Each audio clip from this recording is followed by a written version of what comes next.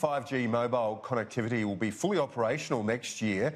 Australia leading the way in some areas in terms of rolling out the next generation of telecommunications. 5G is the first network that's specifically designed for the world of the Internet of Things. But what does this mean exactly? Julie Snook is at the Telstra Vantage conference in Melbourne for us to find out.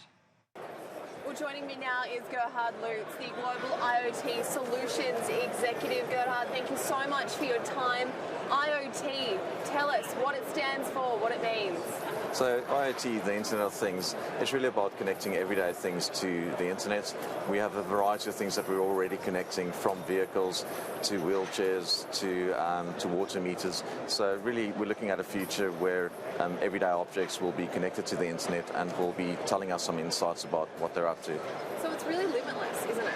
It is, yeah. We're seeing applications across pretty much every industry, and also, we've seen fascinating use cases that helps a lot of people. We've seen diabetic pens, for example, having connectivity in them, so that doctors can monitor whether that's being applied properly.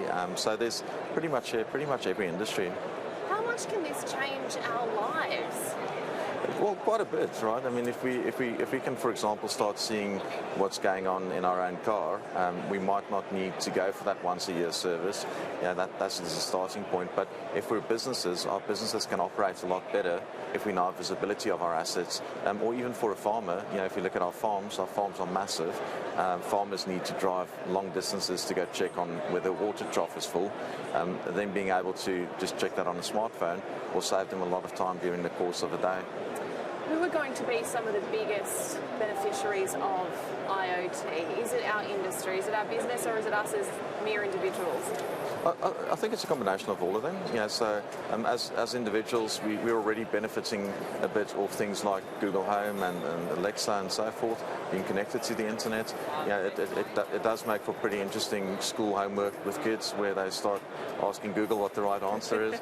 So we're seeing that already. But then when we look at businesses, we're seeing businesses tracking assets that they previously just simply couldn't, due to a number of technology limitations, and that enables them to really make their businesses better.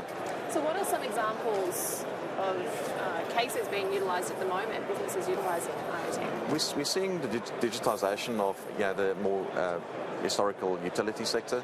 So electrical meters, for example, a majority of them already have SIM cards in them. We're seeing the digitalisation of water utilities taking place at the moment, where water utilities will start measuring the entire supply chain back to the dam in order to save water, essentially. So that's really big. But cars are also big. We're seeing a number of cars having SIM cards in them, and I reckon by 2025 most cars will have a SIM card in them. What are some of the challenges we're going to be finding along the way, though? There's some really Australian challenges. One of the challenges that we've seen with the major vehicle manufacturer is that they've been trying to do a self-driving vehicle, and they can't figure out how a kangaroo hops. So it drives the computer insane a bit. So there's a lot of implementation challenges. Some of them are unique to our climate and to our geography. When we think of the outback, for example, temperatures hitting 50 degrees Celsius, it plays havoc with some of the electronics. So we have to overcome our own Australian challenges, including the kangaroos. Which is so Australian, so unique. What is the future, do you think, of IoT? I think we'll see everyday devices having connectivity, and look, the use case isn't necessarily I switch my washing machine on remotely. It has a lot to do with the manufacturer being able to say how are those components working inside that washing machine, so that you can take the lifespan of a washing machine from, say, 5 to 20 years. And the impact of that will be phenomenal, when we look at consuming less new things and being able to spend our time on different things. And just quickly, 5G, how does that all integrate? 5G is big for us. 5G does two things. We will both have additional bandwidth that's available for us to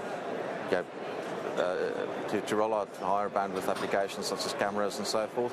But then also when we look at latency, latency is the time it takes for a signal to travel from point A to point B. That's been reduced quite significantly with 5G, and that will enable us to use equipment remotely.